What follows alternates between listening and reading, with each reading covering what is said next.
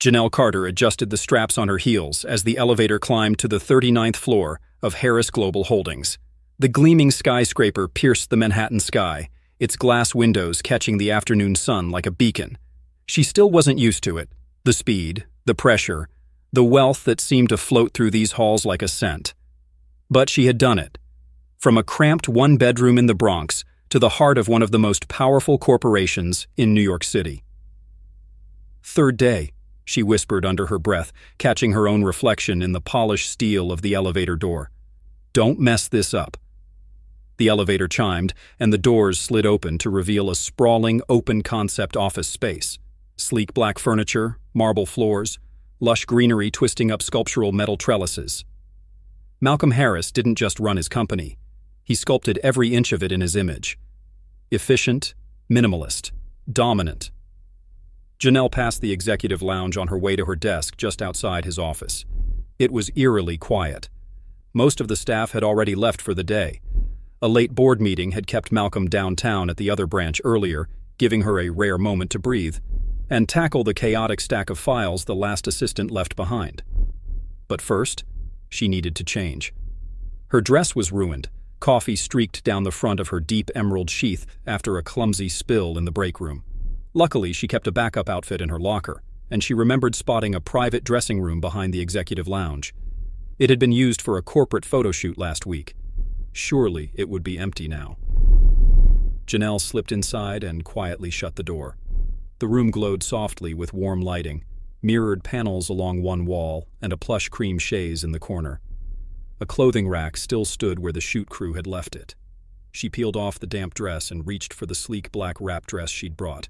As she slipped her arms into the sleeves, the door opened. She froze. He froze.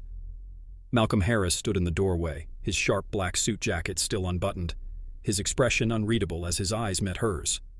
File in hand, his dark brown eyes widened in shock. For a moment, less than 2 seconds, they locked eyes. Janelle's back was mostly to him, the smooth curve of her bare shoulder still exposed, her dress only half on. Then he was gone.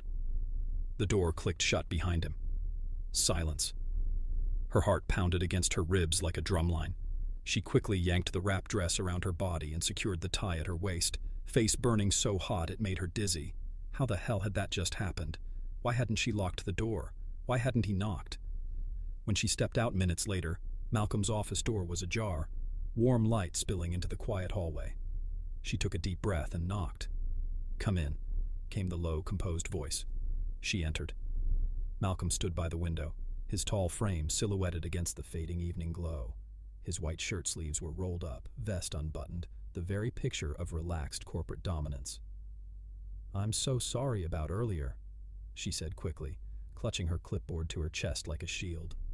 "I didn't know that dressing room was in use. You assumed correctly," he interrupted, turning toward her. His face was unreadable. "No one uses that space anymore. I only went in to retrieve a file from the cabinet inside. I should have knocked." A pause. "I didn't see much," he added, his tone even, "just enough to know you're braver than most would be in that moment." That caught her off guard. Janelle blinked. "Braver?" "You didn't scream," he said, a flicker of a smile touching his lips. "Most people would have screamed. You just looked startled, and then composed. That's rare." She exhaled slowly, willing the tension in her chest to settle. "Maybe I'm just used to chaos," she murmured. Another pause. He stepped closer. "I didn't mean to make you uncomfortable," Malcolm said, his voice softer now. "I want to be clear about that." "I know," she said quietly, meeting his gaze. It lingered. Something shifted in the room. Malcolm had always struck her as impossibly collected, almost cold, the kind of man who built an empire brick by brick, without ever showing a crack. But now, up close, something in his eyes flickered, a faint, restrained heat. "Will there be anything else tonight?" she asked, breaking the silence. He cleared his throat. "No, that's all. Thank you, Janelle." She nodded and turned to leave, her steps steady, even though inside she still trembled. When she got back to her apartment, her roommate Tasha was already curled up on the couch with a face mask and a glass of wine. "Girl, you look like you saw a ghost," Tasha said, sitting up. You good? Janelle dropped her bag by the door and collapsed into the chair. I didn't see a ghost, she said, voice flat. But my boss saw me changing. Tasha choked on her wine. What? I thought I was alone, Janelle continued. It was that media room with the closet. No one's been using it. He walked in. Was he creepy? Tasha asked, her brows knitting together. No, Janelle said, frowning. That's the weird part. He was respectful, quiet, left immediately. But then, he looked at me differently, she said softly. Not like I was just an assistant, more like a woman. Tasha whistled low. Girl, this is either a disaster waiting to happen or the plot of a sexy Netflix drama. Janelle laughed despite herself. Or both. Meanwhile, several floors above the city, Malcolm Harris stood on his penthouse balcony, nursing a glass of bourbon. The skyline shimmered in the distance, headlights streaming across bridges like molten gold. But his mind was elsewhere. He couldn't stop thinking about her. Not just her body, though the image had been seared into his mind with agonizing clarity, but her composure, her lack of panic. The way she held her ground, it wasn't embarrassment he saw in her eyes, it was fire. He hadn't felt that kind of stir in years, not since Elise, and that had ended in betrayal, public scandal, and $1 million settlement. After that, he'd sworn off emotional entanglements, especially with anyone in his company. But Janelle was different, and that terrified him more than he'd admit, because Malcolm Harris was a man who didn't look twice, and tonight, he'd looked back twice. The next morning, Janelle stepped into the office with a fresh blowout, red lipstick, and her head held high. She would not shrink. She would not be reduced to the assistant the CEO accidentally saw undressed. She'd worked too hard, sacrificed too much, and climbed too far to let one moment, however intimate, however searing, define her place here. Morning, Janelle, came a voice from the side hallway. Deshawn, a junior strategist, offered her a friendly smile. You're glowing today. Maybe I finally slept, she quipped, flashing her teeth as she slid into her seat. But her smile faded the moment Malcolm Harris stepped out of the elevator. God, he looked dangerous in charcoal gray. No tie today, collar slightly open. His stride was effortless, but his eyes, found hers instantly. Just a flicker, barely a second, but it was enough. She swallowed and dropped her gaze to her planner. In meetings, Malcolm Harris was all business. Calm, calculated, brilliant. Janelle took notes so fast her wrist ached. But between the discussions and PowerPoints, she caught it again. The glances, lingering just a little too long. A pause before he answered her. A tightening of his jaw when Deshawn leaned a little too close to whisper a question to her. By the end of the day, the air between them was charged like a summer storm. Mr. Harris wants to see you, said Lorraine, his senior secretary, as Janelle was packing her things. She hesitated. Now? Lorraine nodded. He's in the conference room. Alone. Of course he is, she thought. Janelle knocked once before entering. Malcolm stood at the floor-to-ceiling window, gazing out at the city like it belonged to him. In some ways it did. Sit, he said, not unkindly. She did. I've reviewed your internal assessments, he said, turning toward her. You're overqualified for this role. Janelle blinked. Excuse me. I've seen your education, your side projects, even a few sketches you left in the printer last week. She stiffened. Those were personal. They were good, he said simply. Damn good. His eyes met hers again, intense, unreadable. You don't belong behind a desk managing my schedule, Janelle. You should be leading creative. I applied for assistant because I needed the job. I know, but I'm offering you something more. A pause. He stepped closer, but not too close. Just enough for her to feel the heat of him. I want you to help lead a new fashion initiative. We're launching the Emerge project. Sustainable, local, minority-focused. I want your vision, your design eye. Her breath caught. Why me? Because you're not afraid to challenge me, he said quietly, and because I haven't been able to stop thinking about you since that moment. Silence. Janelle's heart slammed so hard she thought he might hear it. I know this could be seen as inappropriate, he added, but I'm not asking you to sleep with me. I'm asking you to trust that I see your talent, and I want it on this team." She stood slowly. "And if I say no?" "You keep your job," he said, "but I'll regret it." Her eyes searched his, looking for deception, for arrogance, for a trap. But she found none. "I'll think about it," she said, and walked out. Her natural curls were pinned up with gold combs, highlighting the regal lines of her face. She didn't just look like she belonged. She looked like she owned the room. Malcolm saw her from across the floor, mid-conversation with a board member, and his breath caught in his throat. She was a vision. She hadn't told him what she was wearing. He hadn't seen the final dress. But now, he couldn't look away. As she moved across the room, other men noticed. Heads turned. Eyes lingered, especially one. Logan Price, an arrogant exec with old money and a mouth that didn't know when to stop, approached Janelle at the champagne table. "Well, well," Logan said, raising his glass. "Didn't expect the assistant to clean up like this. Looks like someone's sleeping their way into fashion." Janelle's smile didn't waver. "No, Logan. Just working circles around people like you." Logan chuckled. "Feisty, I like it." She said she's not interested. The voice came cold and clear. Logan turned, a flash of surprise, then discomfort, as Malcolm Harris stepped between them. "Find another target," Malcolm said evenly, "before I make you regret it." Logan scoffed, muttered something about power trips, and disappeared into the crowd. "You didn't have to do that," Janelle said, not meeting his eyes. "Actually," Malcolm replied, "I did." A beat passed. Then he offered her his arm. "Walk with me." They exited onto the rooftop terrace, where the city lights shimmered like fireflies below them. "You're stunning," he said, his voice low. "You know that, don't you?" Janelle exhaled. "I thought we were being professional." "We were." "Then what was that inside?" "The way you looked at me." He hesitated, then turned toward her, stepping closer. "I'm trying, Janelle.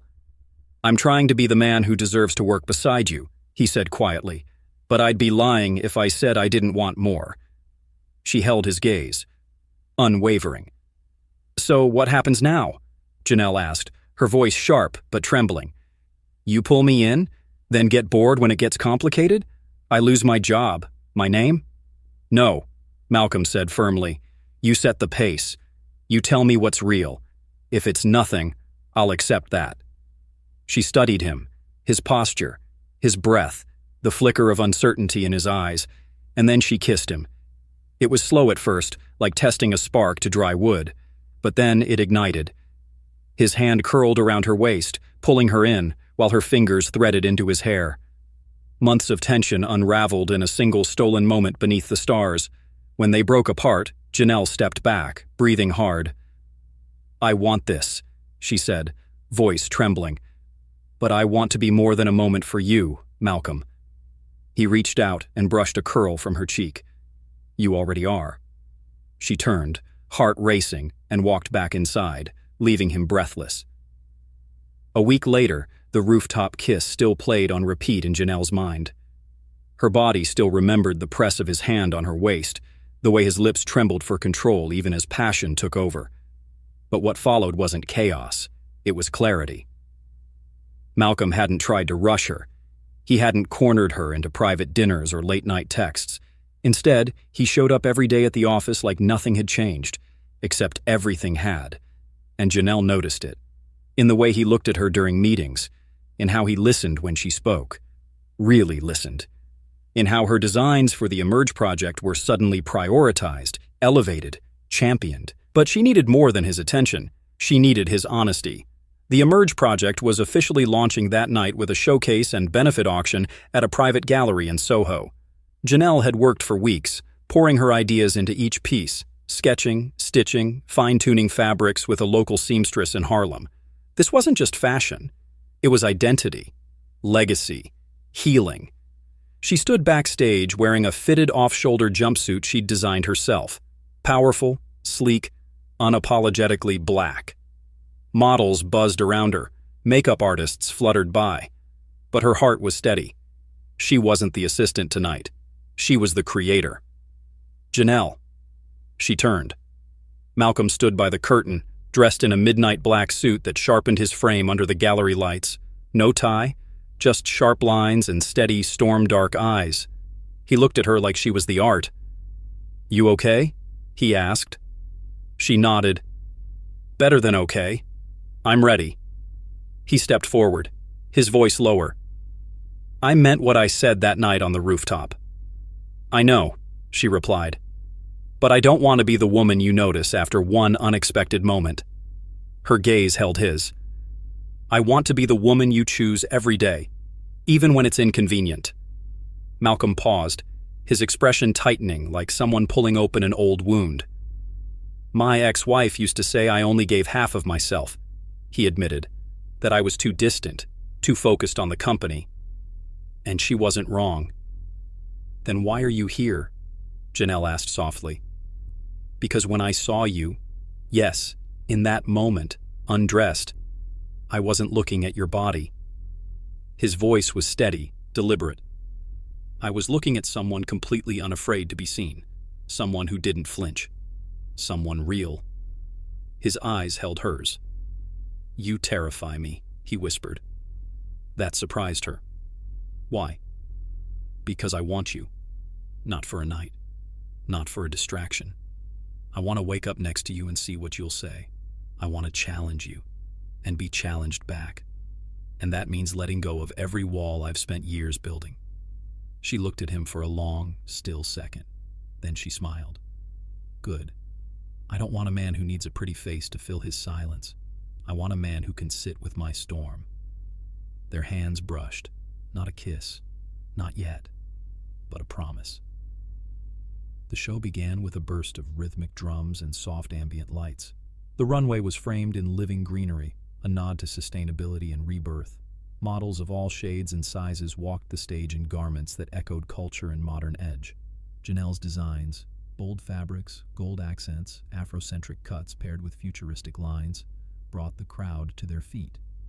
Malcolm watched from the front row, flanked by investors and press, but his eyes never left the woman who had made it all happen. After the final bow, the applause swelled. Janelle stepped out from behind the curtain, hesitant at first, but the cheers only grew louder. A flash of camera bulbs, a sea of claps, and then she saw him, Malcolm, standing, clapping the hardest. Later that night, they found themselves alone in his penthouse, high above the sleeping city.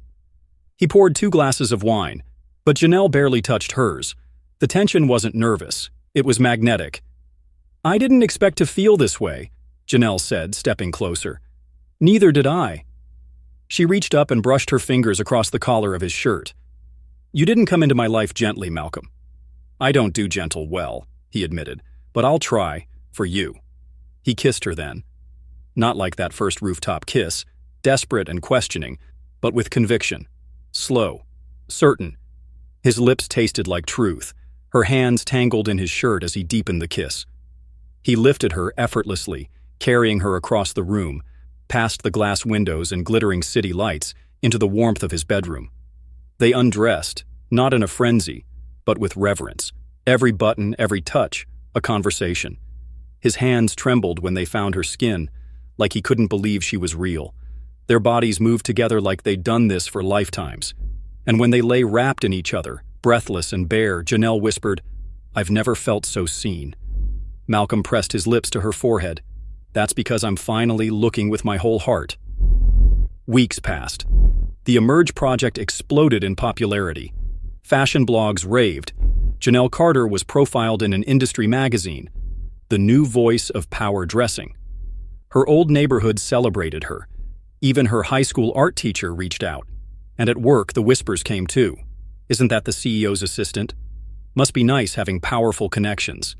She came from nowhere, and now she's designing entire lines. But Janelle didn't shrink anymore.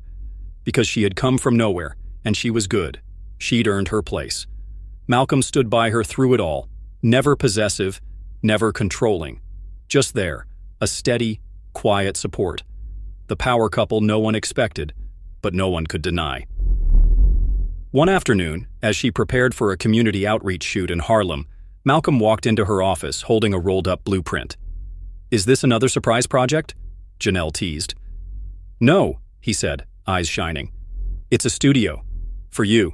In Soho. Rent paid. Your name on the door. You can launch your own line." Janelle froze. "But I'm still with Harris Co. You don't want me to leave?" "I want you to build your future, your way. I'll support it, even if it means watching you fly without me." She stood and walked around the desk, heart pounding. "You want me to choose you," she said softly. "But you're not afraid to let me go?" "Because love shouldn't feel like a cage," he said. "It should feel like wings." She kissed him again, softer than before, but just as deep.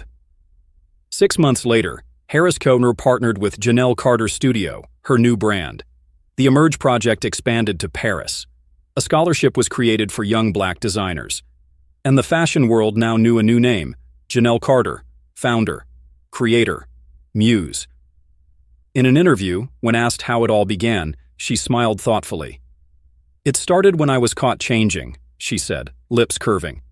"But he wasn't just looking at my body. He saw me. And somehow that changed everything." The soft hum of morning jazz filled the bright kitchen as the scent of cinnamon and vanilla wafted through the air. Light spilled through the tall windows of the Soho loft, casting a golden glow across the white marble countertops. On the breakfast island sat a small sketchbook, open to a new bridal design, bold yet romantic, just like the woman who had drawn it. Janelle Carter Harris, barefoot and glowing, stood at the stove, flipping pancakes, her curls pulled up in a messy bun. She wore one of Malcolm's button-down shirts, far too big for her frame, but perfectly comfortable. Her belly rounded beneath the fabric, 6 months pregnant. "I told you I was supposed to cook today," came Malcolm's voice from behind, groggy and laced with sleep. She smiled as his arm slid around her waist from behind, his hands resting over her bump. He pressed a kiss to her neck. "I got hungry," she teased. "So technically, this is self-defense." He chuckled. "I've created a monster." "No," she said, turning to face him. "You've created a family." "You created a safe place for me," Janelle said softly, her hands resting over his. "For us. For everything we didn't think we deserved." Malcolm kissed her, soft and slow, like he still couldn't believe she was real. Even now, after 2 years of marriage and a baby on the way. The buzzer rang from the intercom, followed by the familiar voice of her younger cousin. "Auntie Janelle, I brought the fabric you wanted," Malik shouted. She laughed. "My studio assistant has arrived." Malcolm raised an eyebrow. "Do I need to start paying him?" He said pancakes were enough. Malcolm walked toward the door to buzz him in, glancing back at her once more. "You know," he said, "sometimes I still think about that day." She arched a brow. "The day you walked in on me changing?" He grinned. "That's the one. It was the most unexpected moment of my life, and the best thing that ever happened to me." Janelle laughed. "It was supposed to be my worst moment, but I guess fate had a better idea." He crossed back to her, resting his forehead against hers. "I didn't just fall in love with you that day," he whispered. "I found myself, in the way you didn't shrink, in how you stood tall, even with nothing to hide behind." She kissed him again, gently. "And I saw a man who didn't run from vulnerability, who looked and stayed." Outside, Malik's voice echoed through the stairwell, shouting about how he'd brought extra swatches and a strawberry smoothie. Inside, laughter filled the loft, sweet and full. And in the corner of the kitchen, the sketchbook flipped closed in a soft breeze, on the back written in ink, "Caught in a moment, now forever." Thank you so much for watching and supporting my channel. Your love, comments, and shares mean everything to me. Happy for each of you. Let's keep growing.